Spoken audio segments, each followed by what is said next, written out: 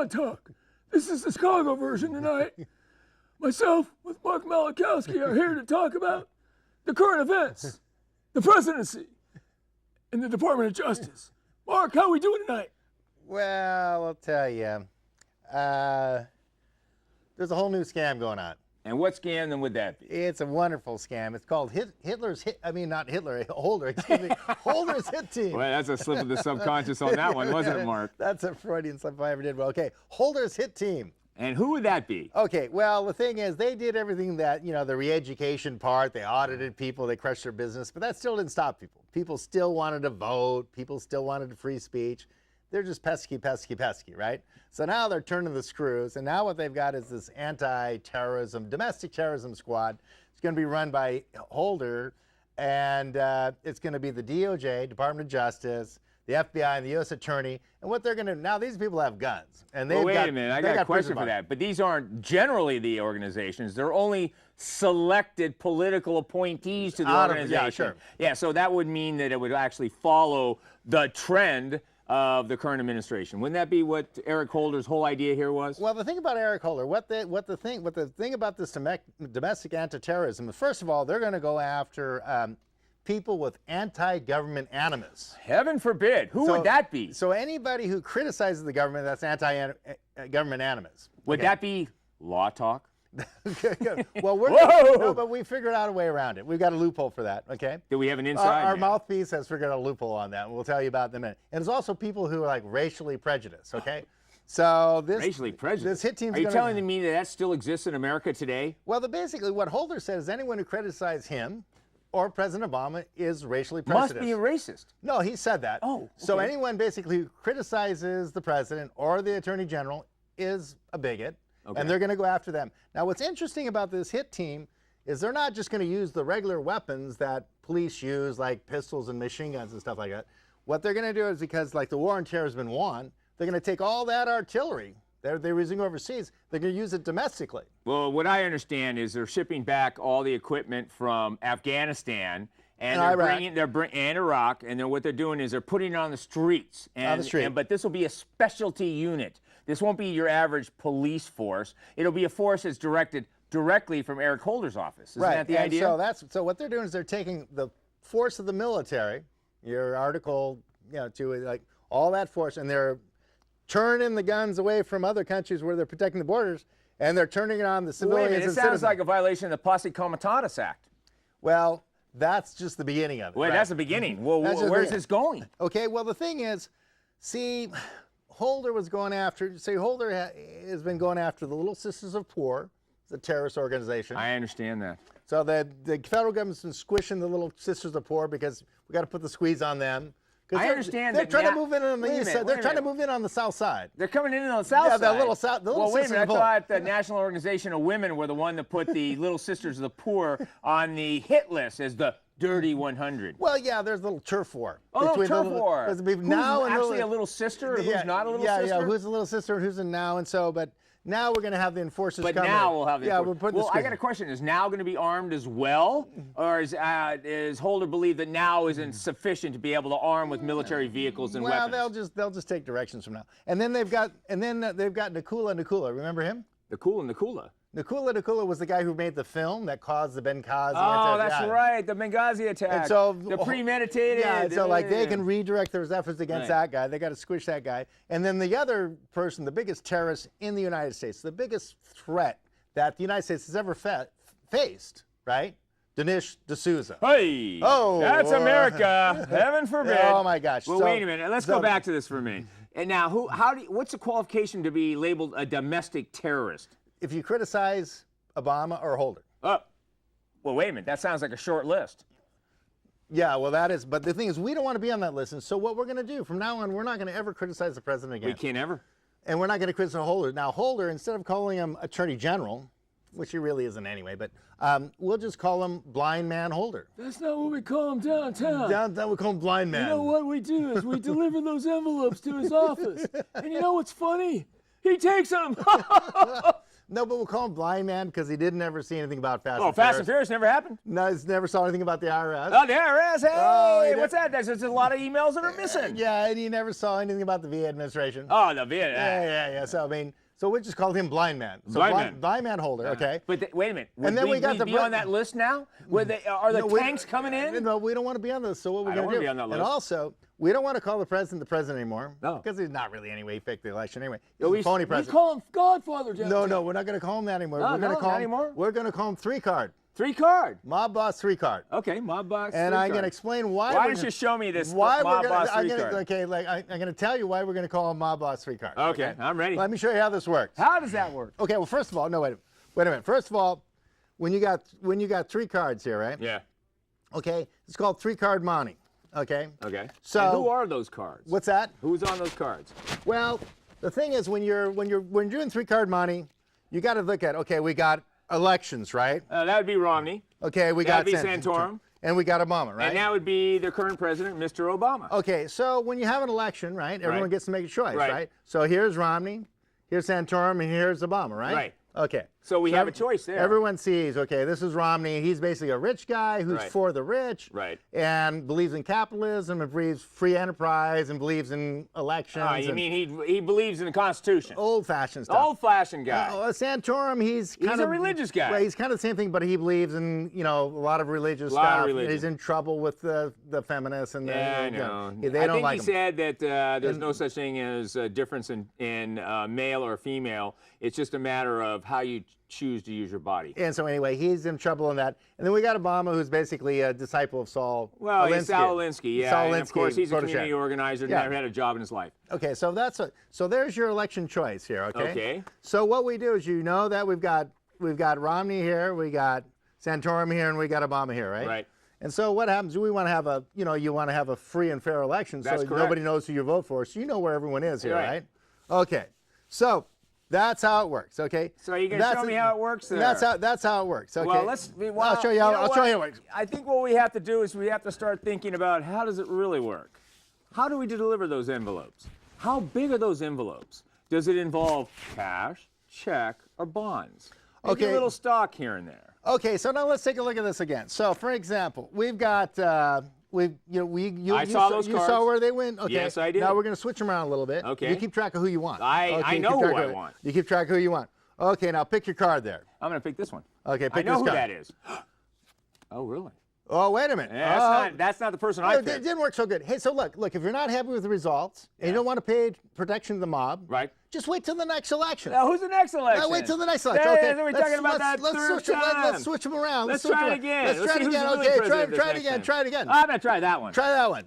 That's funny. Wait He a minute. can't run for a third term. Well, it doesn't. But No, under no, our no. administration, he can do whatever Yeah, he you can do what wants. it wants. Yeah, come on. The people want it. Okay. Well, let's try it again. The people want it. Let's try it again. Okay. Do I Okay. get a free cell phone? No, let's have another election. Try I'm it going to again. try this one. This is the IRS run election. I want the IRS to This win is the the election. IRS election. Oh, Well, that's look, funny. It's the look, same look. guy. Well, it's kind of Are you funny. trying to tell me- Well, when the IRS runs the election, it's There's kind of only funny. one person that can win. Well, wait a minute. That's why we call him 3-card Obama.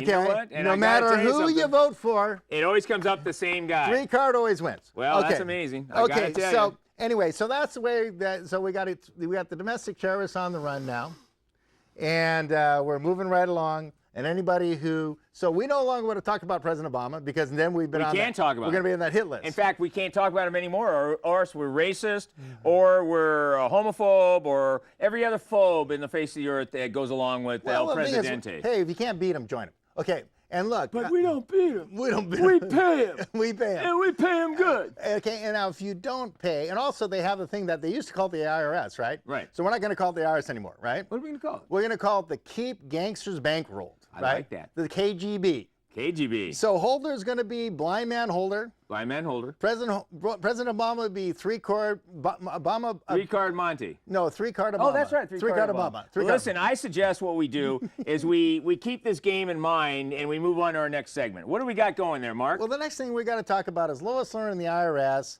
there was a little congressional investigation where... A little investigation. I understand it's been going on for quite a while. It's a phony scandal thing where people are thinking the IRS rigged the election. The IRS rigged the election? Like this. Wait a minute, I thought it was a couple of rogue guys out. Wait, it's the same guy. Well, have another election. Well, hey, let's do it Wait again. till 216. Wow. Wait till 214. Pull some more cards. We need some more cards. Maybe you'll get lucky. Well, you know what's funny about this? The IRS actually targeted all the groups that were raising flack against our 3-card guy. Yeah, well, the thing about it with 3-card, with Obama, I got to say, let's have a drink.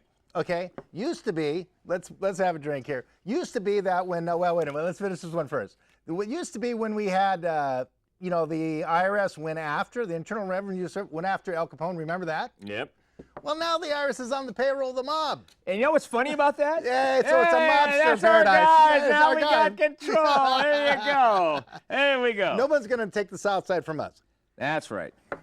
So yeah, now we got, okay, so this is a little thing about what better way could we go? The 501c4 were these people that wanted to campaign. The Supreme Court ruled that, hey, people, not just unions, right, who are basically paid by the mob, right? They're mobsters and paid by, basically. Of course they are. Basically, they get. We've been running those since the old days on the docks. We know that. Days. So we've been, not only that, but the beautiful thing about the mob is that it runs off taxpayer money. You bet it does. And so, but how else are we going to get funded? But when you got the KGB working for you, or the keep how can you go wrong there? Basically, it's not really tax money; it's really protection money. Well, here's the best part about that protection money: we keep getting paid, no matter what the circumstances. And if the economy's up, economy's down, we always get paid. Well, wait a minute. In times of disaster, we need more money. We need more money. Protection. Okay, now the thing about protection money is that if you don't pay it, you end up in cement overshoes. Yeah, not only that, but you also end up losing all your emails. You lose all your emails.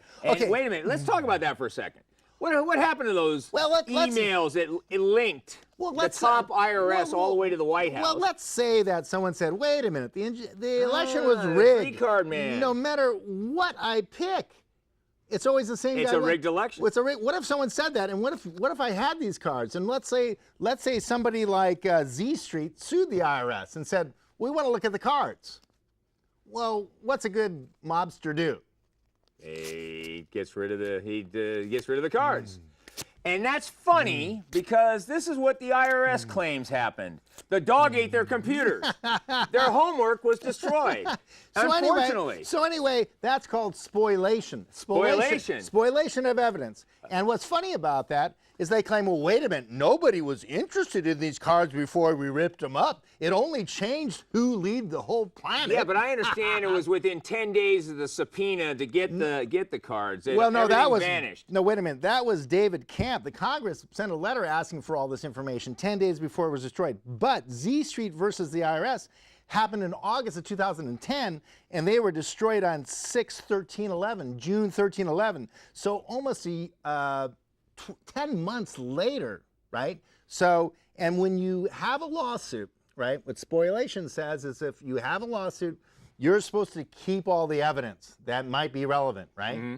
And there's supposed to be a litigation hold on destroying anything. Yeah, but wait a minute, that's after a lawsuit's filed. There's no lawsuit filed. No, there was a lawsuit filed. Z Street versus the IRS was the lawsuit filed. So then, in fact, you're talking about a violation of not only the law, because we know that there's a law within the federal government that you're supposed to keep all your evidence. You're supposed to have a record of every email, every letter, places, every document, anything that's ever been transpired within any given government. You got to have a paper trail. So what happened to all that paper? Oh, they lost all that. But what happened to all that electronic paper? Oh, they lost that too. They lost that too. But I understand it wasn't a matter of just the dog ate the emails. But not just Laura's emails. There were 7 other. Yeah, and that's funny. Those are the other people that she was emailing back and forth to. How are we going to destroy the election and ensure that President 3-card gets the win? Well, anyway, Obama 3-card is no longer president. Remember, he's mob boss 3-card. That's right. Because we call him president, we're in trouble. Yeah, okay? but who's a buddy of his in Chicago? And actually, I think it's a sign of disrespect to call a mob boss a president. Because look at how he works. Call him that. Has he ever enforced a law he didn't like? No. No. He's broken more laws than he's made. Well, you know, the Supreme Court's batted him down 12 times as unconstitutional yeah, but executive orders. He broke the laws he made.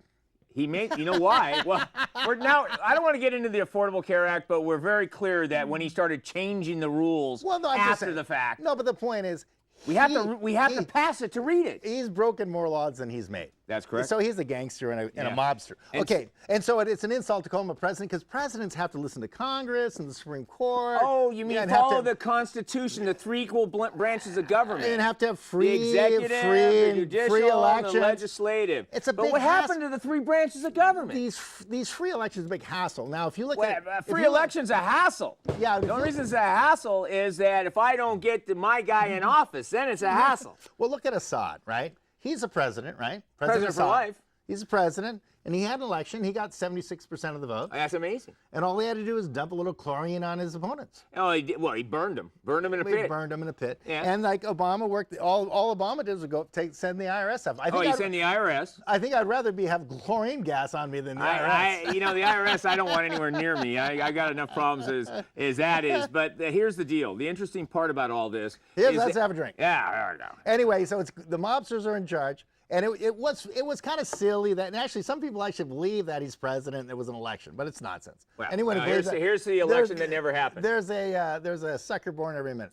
Yeah, you know the interesting part about all this. Let's have some of that bottle. This bottle right here. This ought to make you feel like a new man. Yeah, there we go. Now there you go. Now the gangsters are in charge. Yeah, that's right. And you know what the best part about all that is? They went after Senator Grassley Every dollar in this country belongs to us. It has, every damn dollar. And you know how many trillions Not of only dollars? every dollar, but every dollar that anyone's going to make for the next 30 or 40, 50 years belongs to us. Hey, my great-grandkids are going to make it to the top. And also Lerner went after Grassley, too. You know what you know what she wanted to do? The only thing that stopped her was her left-hand woman who said, we better not go after him because he's a sitting senator. Why are we going to investigate somebody that's in office? We don't want anything. Okay, so anyway, what you've got, so the people, the Z Street is actually the only free thing left in what used to be the United States. Now, this happens, Z Street was an Israeli group, a Zionist group, and they were... but Israel bad. No, but not only that, bad. They were put into a... Palestinian good. They were put into a tag team, right? Yeah. So they were labeled as a terrorist group for being Israeli, right? Mm-hmm. And so they're the one who sued way back then, and they're the only reason any of this thing's coming out. Because they got a judge who said, first of all, the IRS always says, look, we're immune. Sovereign immunity, you can't touch us, right? It's like we got, basically, we killed all our witnesses. You can't talk to anybody. But a judge ruled that, hey, wait a minute. No, Z Street does have standing because it's a constitutional question. It's not a question of how much tax you wrote, right? Correct. And so this is possibly the only threat we've got as mobsters is Z Street, right? And so that's... Well, I'm going to put a toast to that one, and I think it's time for us to move on to our next segment. Okay. And on that segment, we take our bottles down, too. That would be... Okay, so now we're going to move on to special needs trust. Special needs trust. Why don't you tell me about what a special need trust is? Okay, so, you know, these are kind of a tragic situation. And actually what a special needs trust is a derivative of a spendthrift trust. In other words, your creditors can't attack the trust. Well, it's like an irrevocable trust.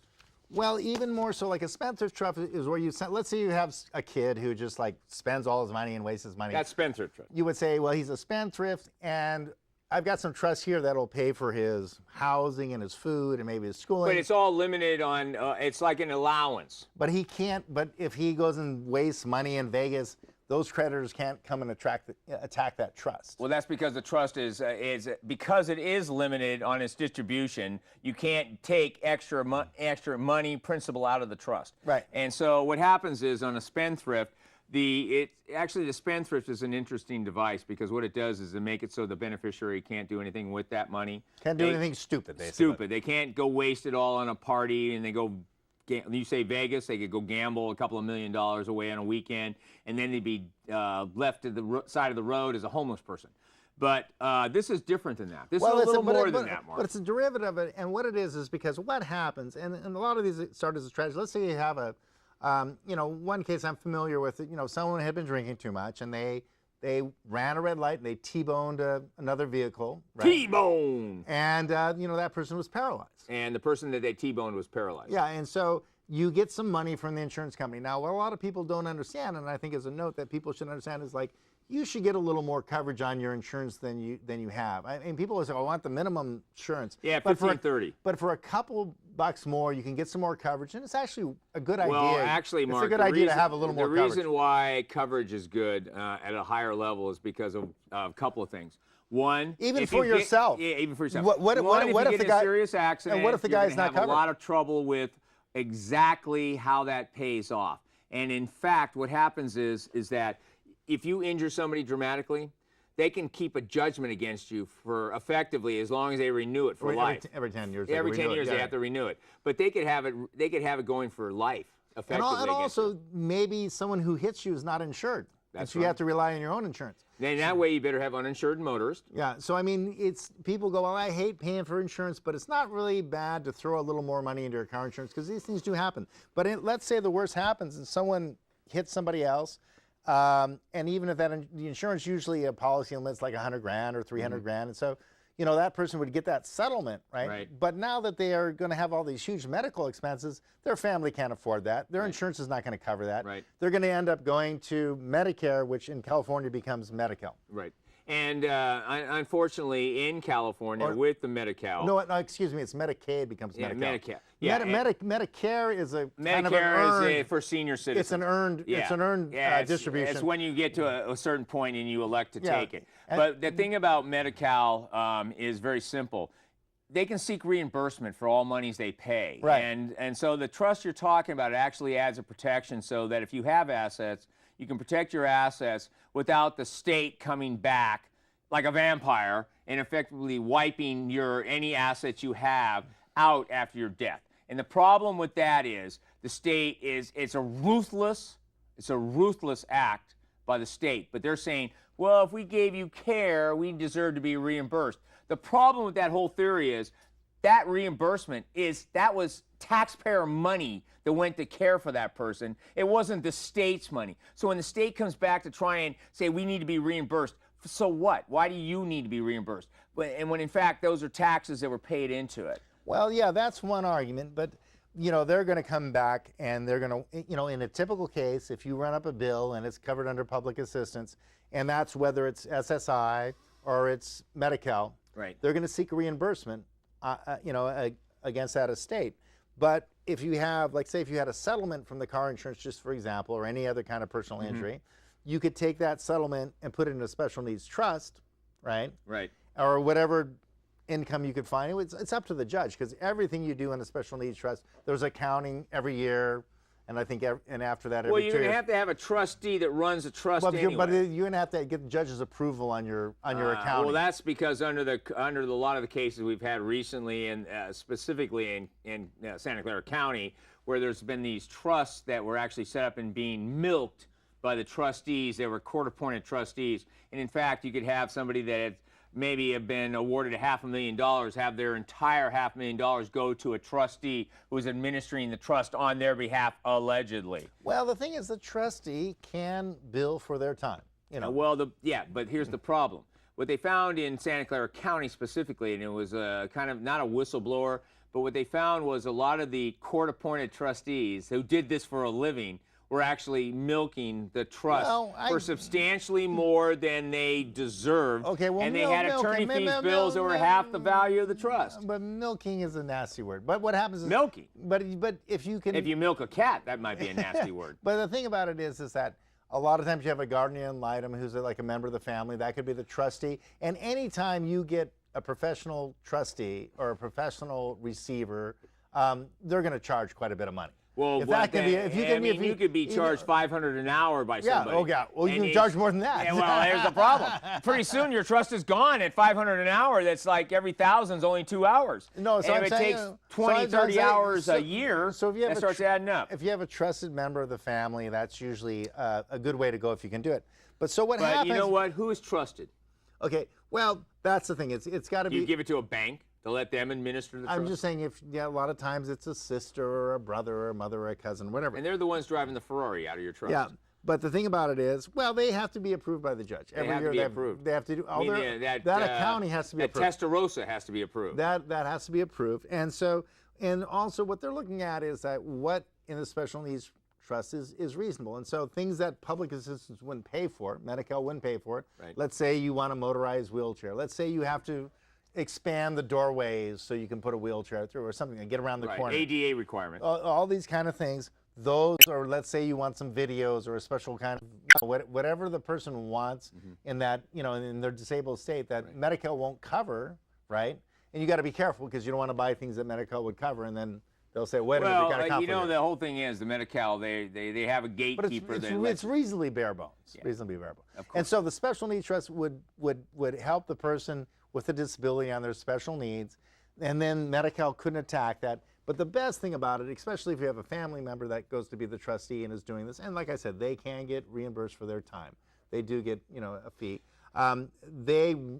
They can't get attacked later, and the state can't come after the trustee and say, wait a minute, we spent $2 million carrying on this, on the Benny here, and the beneficiary, and now we want this out of the trustee. So the special needs trust protects the trustee. Well, okay, so the bottom line of a special needs trust is to protect the assets of the beneficiary of the trust, to ensure that if there's anything that they need in the future, that they'll actually have the ability to use it without worrying about anything they've collected from the government being sucked back into the government. Right. And so that's kind of a bottom line. But most of these are set up in cases where there's been a severe injury. Oh, yeah. It's usually pretty tragic. Yeah, it's a tragic story. And what's even more tragic... you could have a situation also where someone is injured and then they couldn't work, and that would be their disability. They could be mental deficiencies. You could have Alzheimer's. There's lots of other disabilities. Yeah, that's really sad. I mean, there's paralysis, there's Alzheimer's. There's a lot of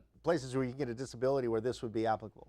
Yeah, well, the interesting thing is you're hoping that you should always talk to a good attorney or have your family members talk to an attorney if you can't, to decide what actually operates the best in your favor. And the thing about this is this is something that's very special, so you want to make sure you have a specialist that sets this up. You don't want to have Joe Bob, the attorney down the street corner that takes PI accidents, as the only guy that sets this up. You really need to see a specialist because these are complicated trusts. If they're not set up accurately and properly, they can be pierced. And that means that the state can come back and try to get all your money out of your trust, regardless of what you called it. And that's a problem about trust. Trust wording is critical. And every time you change any wording, you better make sure that the right person's changing it and that it's not just a random act of, I want to, change, I want to make somebody else the beneficiary. I mean... Yeah, well, you got to be, it has to be properly set up, and you have to be careful on how you spend the money. Because like I said, you've got to do an annual accounting. Right. And it can be for the right type of purposes. But one of the bigger things is they're a little complex to set up. And you got to start early because if you get the money, let's say for instance you got a car. Well, if you start taking collection from the state before you have it set up. Or also, what if you took a settlement before you set it up? Yeah, well, then you would be subject to. Those liens would go against before you get it in. Okay. So basically, before you take the money for your settlement, or before this influx of cash comes in, you want to make sure the S&T has been approved by the Special Needs Trust. It's been approved by the judge. The judge is on board, and we're moving right along. And so we are moving right along. So we don't have any. Anyway, I think this is good for tonight, and I'll tell you, for tonight, I really appreciate you coming and watching us and enjoying a little lighthearted law talk tonight. We were hoping to make sure that we're all having a good time. And by the way, Mark, here's to you, my friend. Have a cigar. Have a cigar, Chicago style.